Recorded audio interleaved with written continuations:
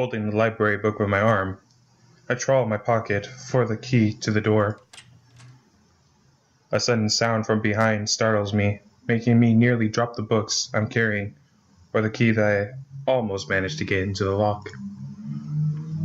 Who is it? Ah, it's him again. Yes. I turn around to see who is talking to me. It's Kenji. He seems to be in a friendly mood, although the light glinting off his glasses in the dark gives him a sinister look. It's just me. This makes him pause and lick his lips nervously.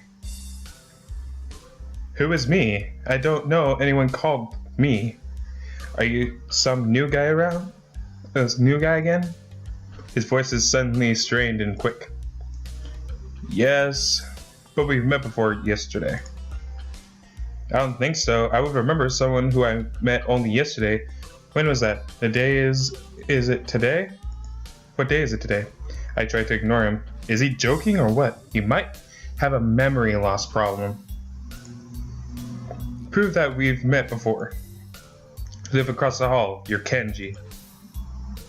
Dude, that face!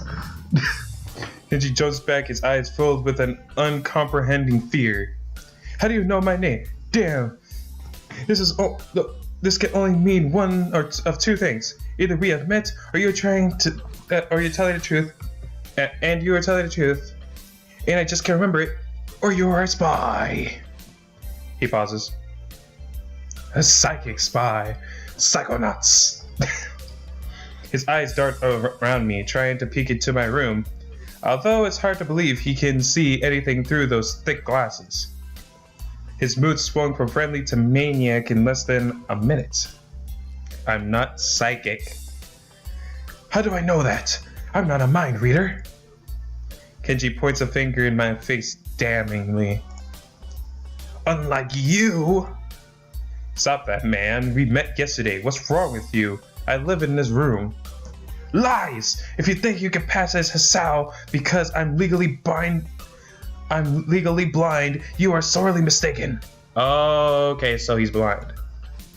You don't even look like him. I mean, the resemblance is real slim. Maybe at a distance, but who do you think you're kidding? I want to grab him by the shoulders and shake him. Open your eyes!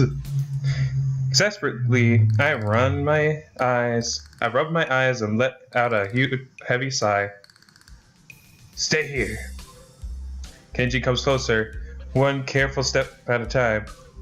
I stay still, lest he assaults me physically, although I doubt he could do any damage even if he did. Oh wait, I see it now. Damn, it really is you. Sighing again, and then once again for good measure, I step backwards just in case. What's up, man? You don't look too good, I think. Something wrong? I don't know. Just had something stupid happen to me. A few stupid things, actually. Even if you discount this one. I can't get a proper touch on other people here. And I have no idea if it's because of me or because of them. I don't know why I'm telling this to Kenji. It's not like we've had any contact either. That's rude, dude. That's rough, dude. Yeah, I'm sorry about calling you a psychic spy and all, but you can never be too careful. It's a hard reality we live in. I'm slowly starting to think Kenji isn't necessarily living in the same reality as the rest of us. You see, this is how it is, this world. There's no justice, you see? Even when I lose, I win, because I don't lose the lesson. What does that even mean? It doesn't matter. He dismisses it flatly with a wave of his hand. So what's up? Why the long face? Do you have a long face? It's nothing. I just scared some girl off accidentally. Literally too, she actually ran away from me. Was my fault really, I think. I'm not really used to all this yet. A girl? A cute one? Cute? That's a hard question. She had a nice body and really beautiful hair. But the face... Let's see, go anyway. She was cute. Yeah, she was. Yeah, cute, I guess. I knew it! There are a lot of cute girls here. I strangely Sorry, the word. Disproportionate. A strangely disproportionate amount. I believe this is one of the dark secrets of this school. I tried to warn you, man, but did you listen? I don't remember any such warning. Dark secrets? Yes, dark secrets, extremely dark, like a black hole.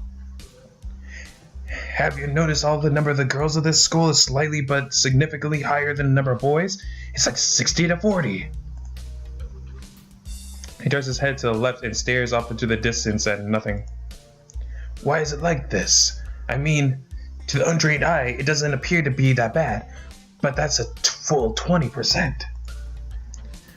One would think that a school with such a hot, huge pool of women would be a man's dream, but no. What I'm about to tell you could blow your mind. Are you ready? I don't know where this is going, but I think I won't be missing much by cutting up now. No, I'm not ready. I only get as far as turning the doorknob before Kenji starts talking again, showing that he doesn't really care if my mind is blown or not. I believe that this girl is a battleground, a site of feminist infiltration. Oh my god, I love this. I gotta keep going. Oh my god. Oh man, I'm crying. 1 second. Oh, my eyes. Ow. This disparity in the number of men to women is a clear sign of how far they have come. In case this Cold War turns hot, they will have superiority in numbers. Just another skirmish in the eternal war against the forces of the feminists. They're everywhere. In Japan, women outnumber men. It's not a 60-40 split, but it's only a matter of time. Man. Even in America, women are majority by a hair. They're building up their numbers. In the past, the build of a military has always been the clearest sign of imminent war. Japan is just the first step. Our economy is badass, and the country itself is small and isolated, yet a huge part of the Pacific in terms of political value. The perfect targets. They are so cunning, as expected of women. So let me get perfectly straight. This guy's sexist. I'm thinking this guy's sexist. Soon, the day will come when... Kenji's voice trails off ominously. That is why you can't trust them. They'll string you along and then kill you, just as they killed me. You will end up just like me. Oh, hell no. Oh, hell no. I can imagine Hisao turning into the stereotypical black woman. Oh, hell no. Out of my face. I can't stop myself from blurting it out. Hey, what the hell does that mean? You said it, not me. It's the best I can think of. So, you're not supposed to say anything like that? Damn, so rude. Where was I? Oh yeah, that's feminist conspiracy. He's conspiracy. Stop it! Stop! I lost you way back there somewhere. Somewhere around feminist infiltration. Too hard to follow? It's cool. I have some graphs and stuff in my room. And puppets. You like puppets? No puppets. You don't like puppets, okay? Graphs are still good though, right? He speaks energetically, responding almost before I'm done talking, moving his hands in an animated weight as he continues to rant on. This is too strange.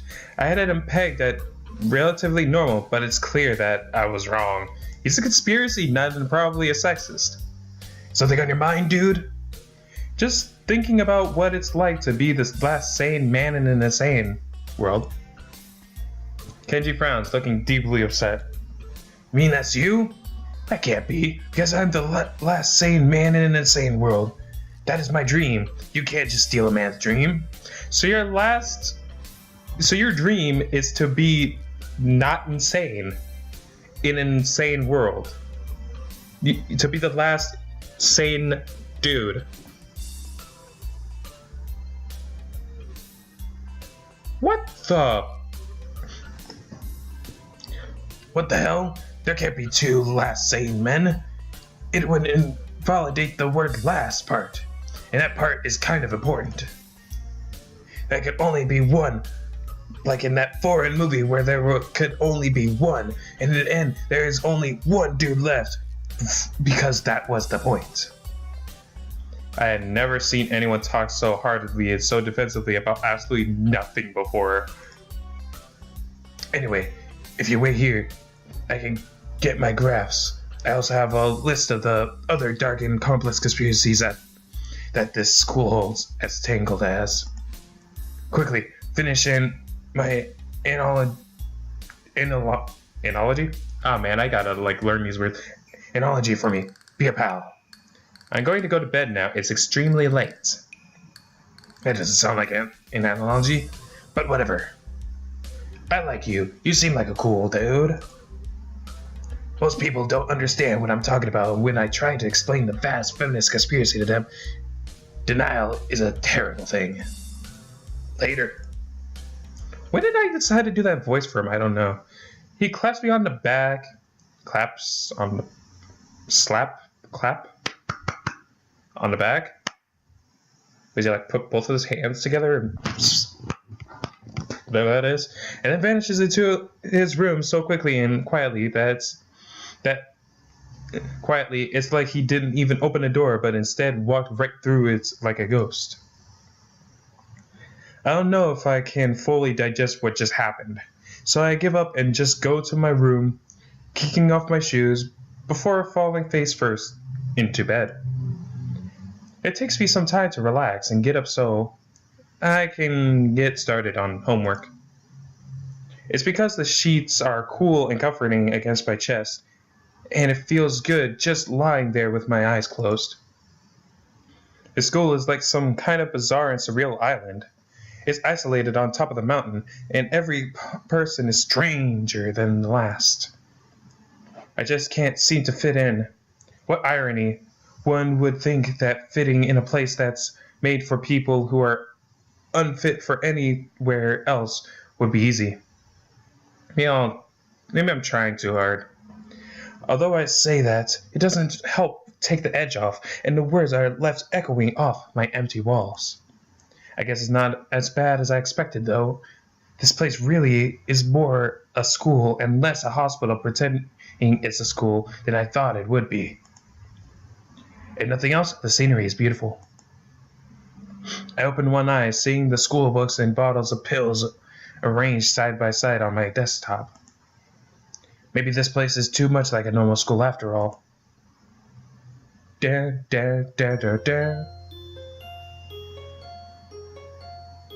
is that the end of Act 1? Huzzah! I'm done with Act 1! I think. Am I? I don't know.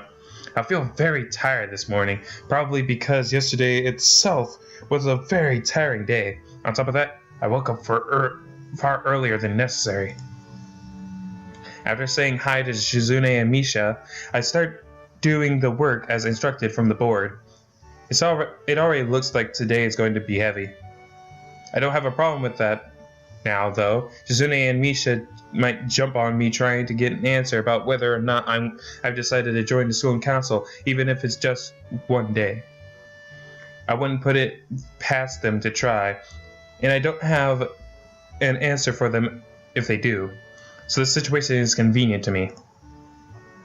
About 10 minutes into class, Hanako walks in and takes a seat, but no one looks at her. The teacher doesn't even comment on her lateness. He does, however, stop us to say that we're going to break into groups again. I turn my head and see Shizune and Misha are looking at me. Shizune gives me a smile that is equal parts cute and menacing. This is a smile that says, "We have you now. There is no escape." Hee-chan, it looks like we're together again. Yay! Yay! Oh, snap. No, get away. Misha leans sideways while Misha pushes her desk closer to mine. There really is no escape now unless I were to jump through the window. I wonder, would that window welcome me as like one of his brothers? Jumping out a window isn't a bad option, sadly. Isn't the best option, sorry. What's wrong, Hee-chan? Da-da-da. Oh, Hichan has been thinking about what you said yesterday. You said that you would think about joining the student council, didn't you? It's okay, Hichan. We were talking about it after you left, and it would be rude to expect you to already have an answer for us this early, right? Right.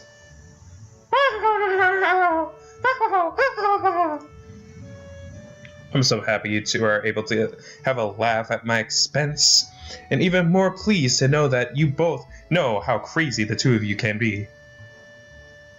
Now that that's over, Shizune steps back into the serious mode and smacks today's assignment with the back of her hand in an overly dramatic and important way.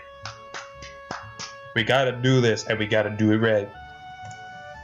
When I actually look at the stuff, it mostly just reading. Man, I would not do good in this class. In fact, there are only two problems. I almost want to say something about how her rush to get something seems a bit much, considering the small amount of work. In fact, Shizune probably knows how little there is and simply doesn't care. We gotta get this done, man. We gotta get it done. Yeah, it seems like the workload doesn't matter to her as much as the fact that there is work. The actual amount is unimportant. She approaches everything with the same level of ambition. I like this girl. Okay, apparently there is a thing, since this is a dating sims game, you do in fact go towards a certain route to certain people.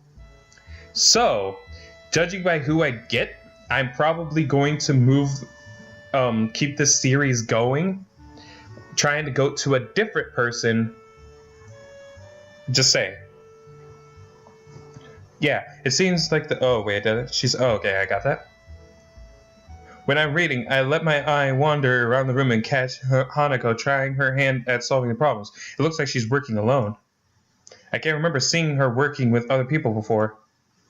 Thinking back to how shy she is, it's understandable. Hey, that girl over there. Huh? Who, Hichan? Her, Hanako, over there. Does she always work alone?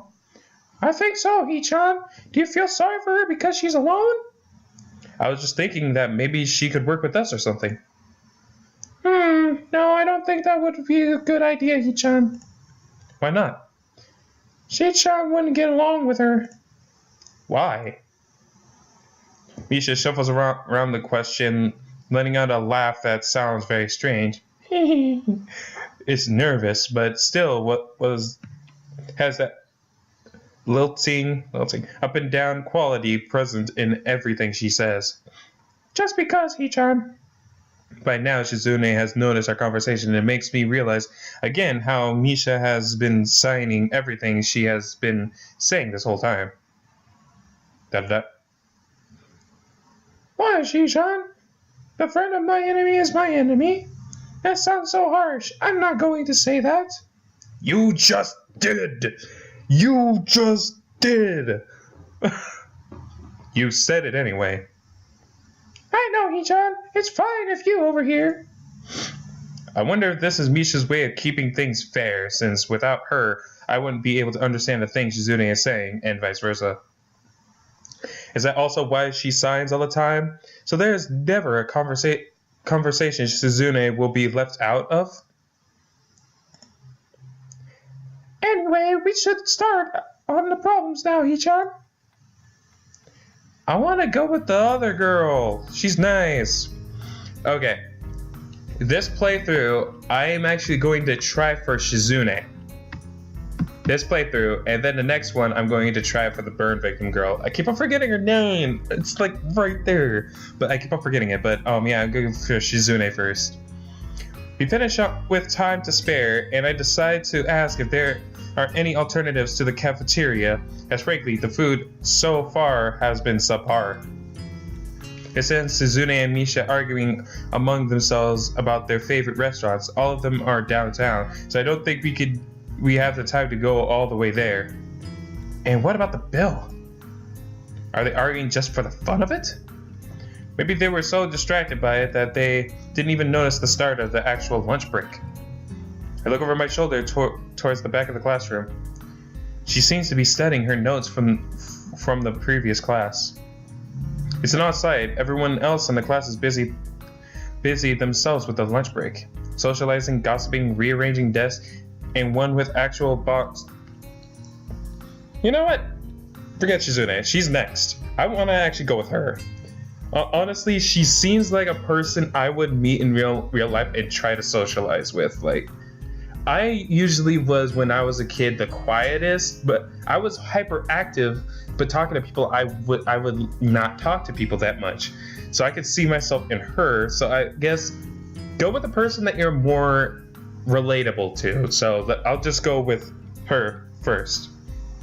Only interrupted by short bouts of eating. When I watch Hanako, there we go. I'll go with Hanako first.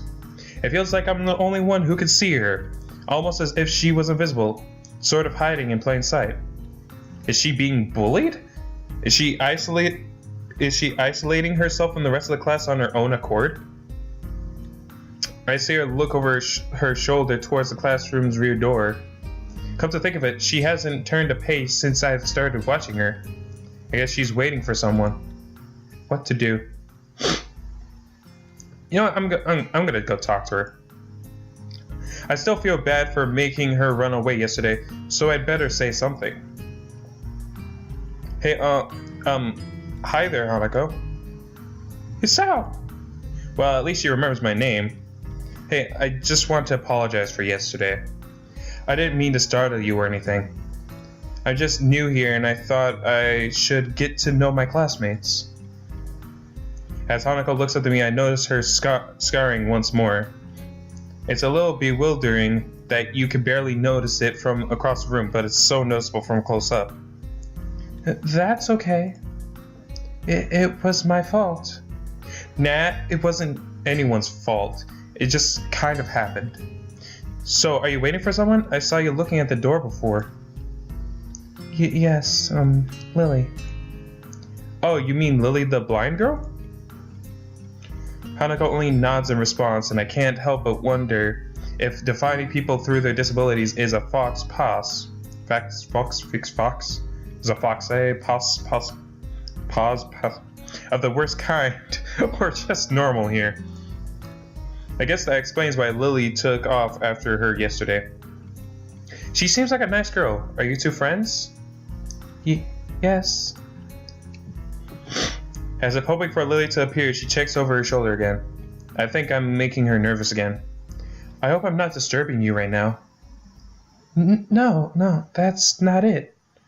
It's just easier if Lily doesn't come here. Oh, because it's hard to get around the classroom? Not really.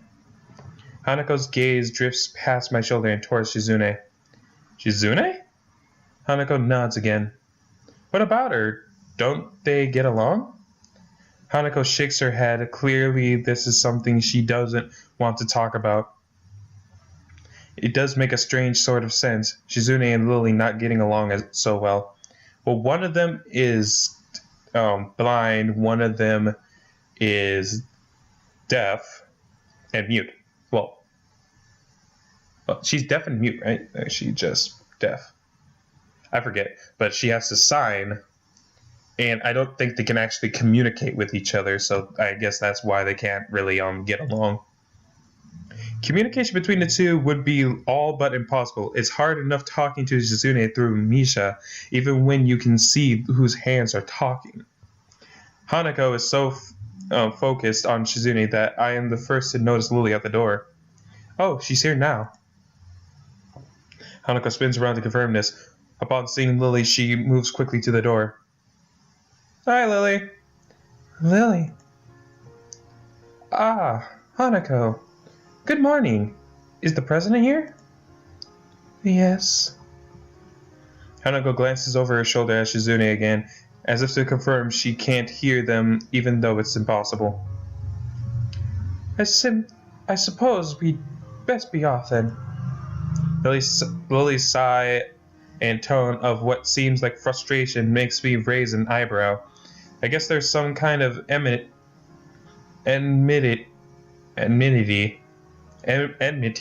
between the two.